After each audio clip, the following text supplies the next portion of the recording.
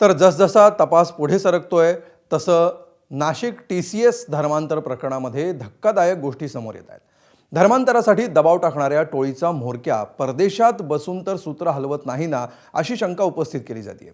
कारण आरोपींचं समोर आलेलं मलेशिया कनेक्शन, तसंच या प्रकरणातील महिला आरोपी निदा खानचा देखील अजून ठाव ठिकाणा लागलेला नाहीये. या सगळ्या महत्त्वाच्या घडामोडींचा आढावा घेणारा मुकुल कुलकर्णीचा हा स्पेशल रिपोर्ट. नाशिक TCS मधील धर्मांतर प्रकरणाचं मलेशियाशी कनेक्शन,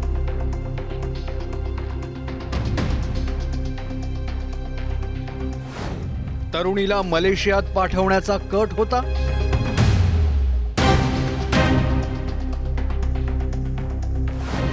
धर्मांतर टोळीचा म्होरक्या मलेशियात बसलाय.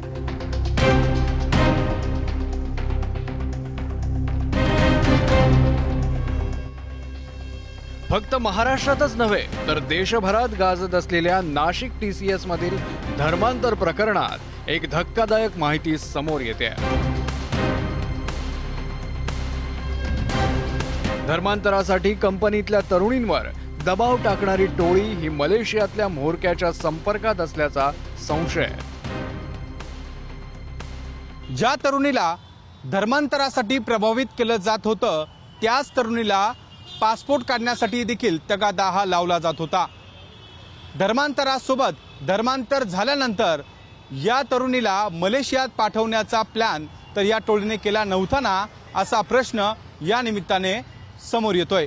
एवढंच नाही तर एका मलेशियातील व्यक्तीसोबत देखील संवाद झाल्याची देखील माहिती समोर आलेली होती.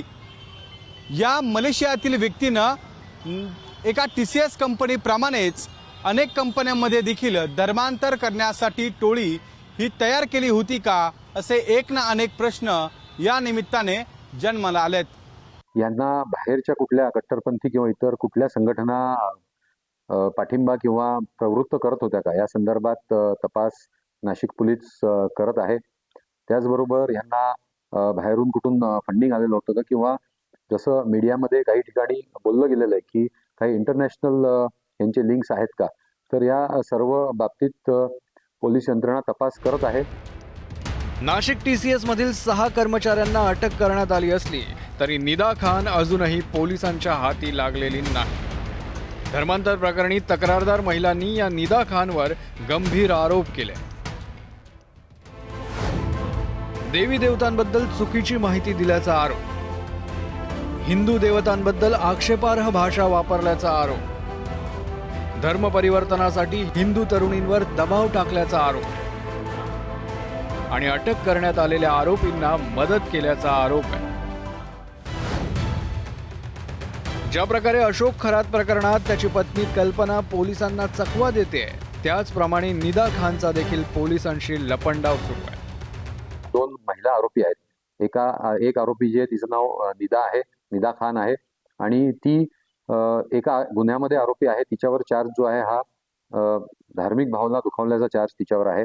त्याचबरोबर जी त्यांची ऑपरेशन्स आणि HR बघणारी जी मॅनेजर आहे अश्विनी चैनानी, तर हिच्यावर पण एका गुन्ह्यामध्ये हिच्यावर आरोप आहेत की तिने ज्या वेळेला या पीडित महिला तिच्याकडे गेलेली होती त्यावेळेला तिने पीडित महिलेला न्याय न देता हे जे काही आरोपी आहेत तर त्यांना पाठीशी घातलं.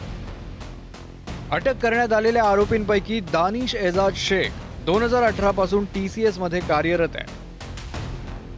तौसिफ बिलाल अत्तार 2017 पासून TCS मध्ये आहे.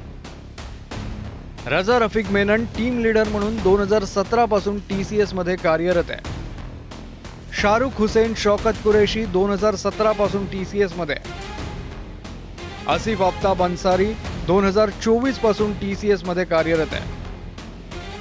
तर निदा एजाज खान TCSच्या फायनान्स डिपार्टमेंटमध्ये 2021 पासून कार्यरत आहे.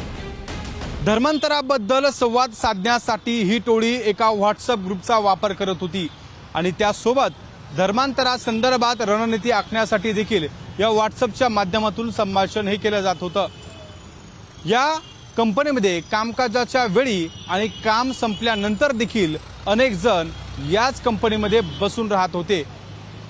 याच काळामध्ये धर्मांतर करण्यासंदर्भातील रणनीती ही आखली जात होती का, असा प्रश्न आता या निमित्ताने उपस्थित होतोय. एकूणच आरोपींची कार्यपद्धती पाहता या रॅकेटची व्याप्ती फक्त नाशिकपुरती मर्यादित होती का, की इतर शहरातील कंपन्यांमध्येही धर्मांतरासाठी हा प्रयोग सुरू होता? तसंच या सगळ्या मागचा मास्टर माइंड भारतातच आहे की परदेशात बसलाय, या प्रश्नांची उत्तरं शोधण्याचं आव्हान पोलिसांसमोर असणार आहे. मुकुल कुलकर्णी, एबीपी माझा, नाशिक. एबीपी माझा, उघडा डोळे बघा नीट.